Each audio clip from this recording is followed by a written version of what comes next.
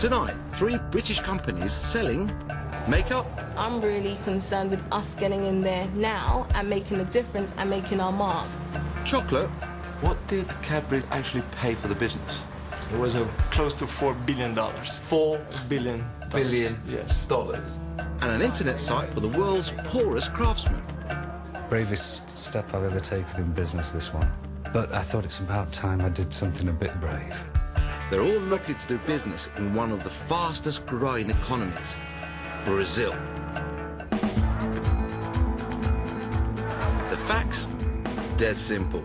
Home to around 190 million people, the world's 10th biggest economy, and it's vast.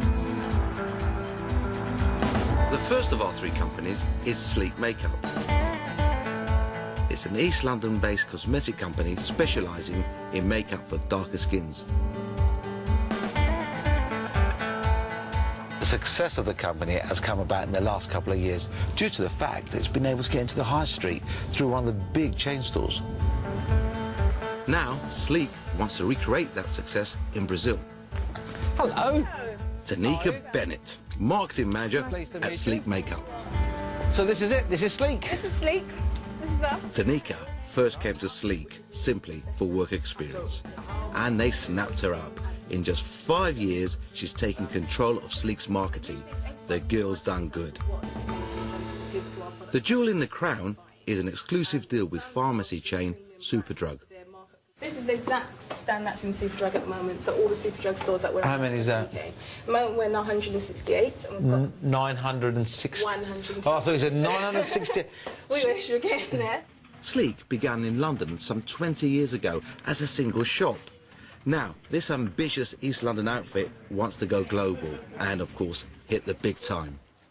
James Tharrett, the son of Sleek's founder, and now running the business for his dad. We're in Superdrug.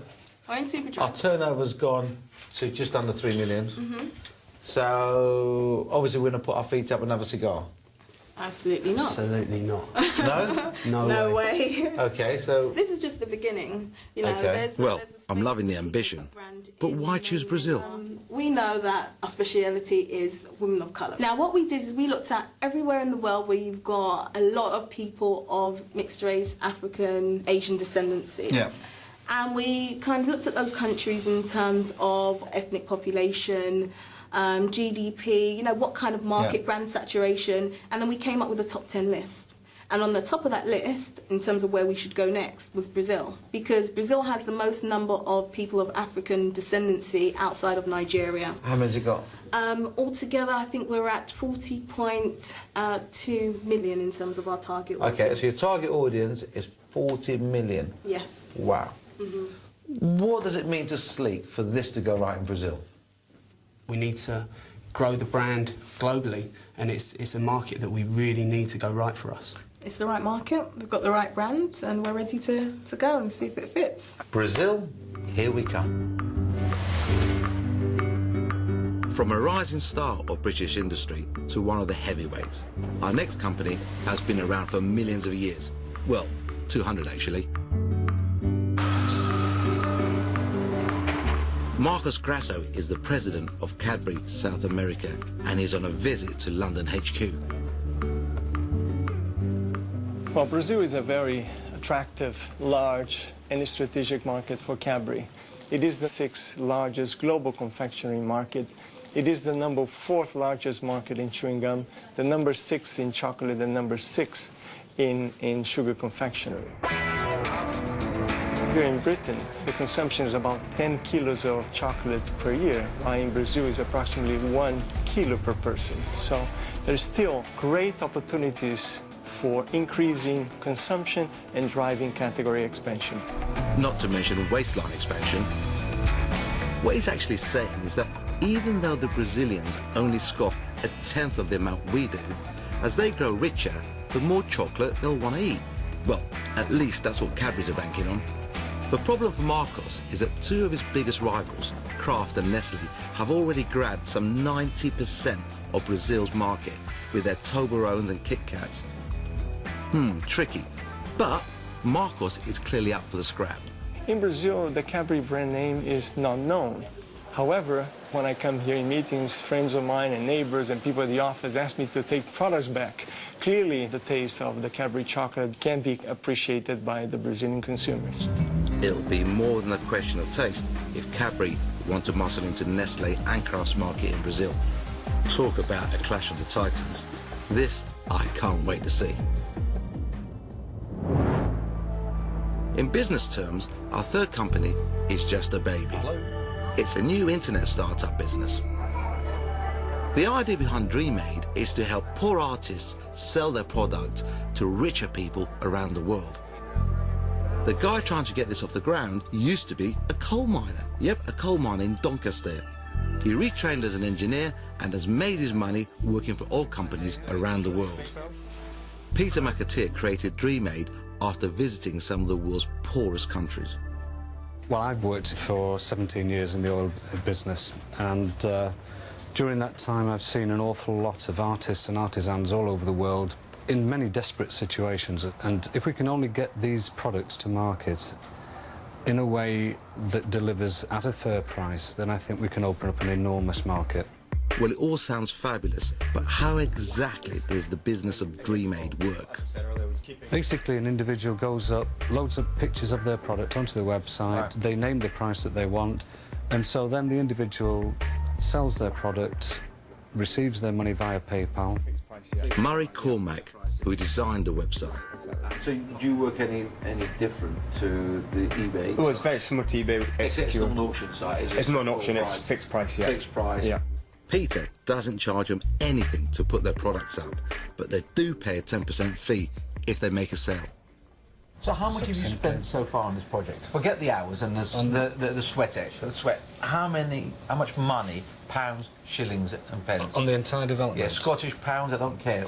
Probably about 60,000 so far. 60,000. Yeah. Now, That's £60,000 of his own hard-earned cash invested over the last 18 months.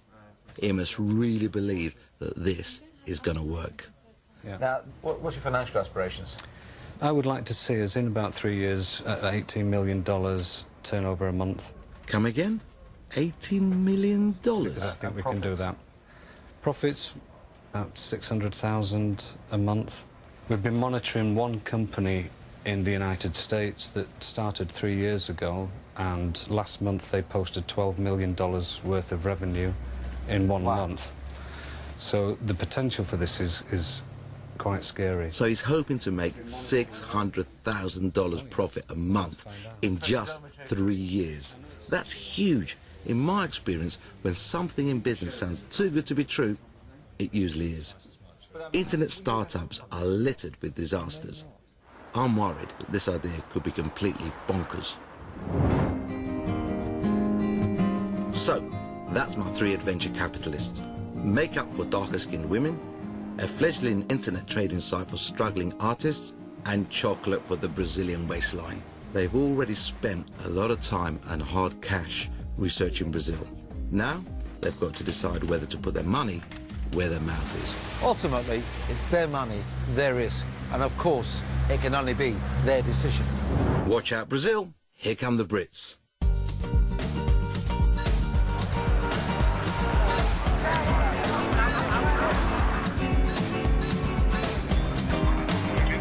Brazil, I have to tell you, is no sleepy backwater. You might think of it as an emerging market, but believe me, it's already emerged. Its natural resources are staggering.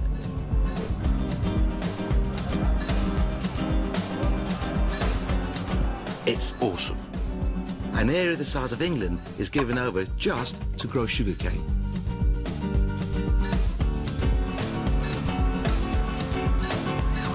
And this is Sao Paulo, the business center of Brazil. Population, nearly 20 million. It's the biggest city in the southern hemisphere. Mile upon mile of skyscrapers. And cars, lots of them. Let me tell you though, Brazilian businessmen are no mugs. My adventure capitalists have just 1 week to get to grips with them. Our 3 companies are going to need all the help they can get. So I've arranged dinner at the official residence, no less, of the British Consul General Martin Raven. We've been joined by Osvaldo Nardinelli and Dion Parker from Cadbury at a gathering of some of the top honchos from Brazil's banking, retail and financial sectors. It's a wonderful opportunity to get some inside business tips. I actually think we've got here, gathered before us, some of the most interesting people in doing business in Brazil. If we don't get the information here, we won't get it anywhere else. We're going to get to it. What really differentiates Brazil is that everybody wants to be treated equally.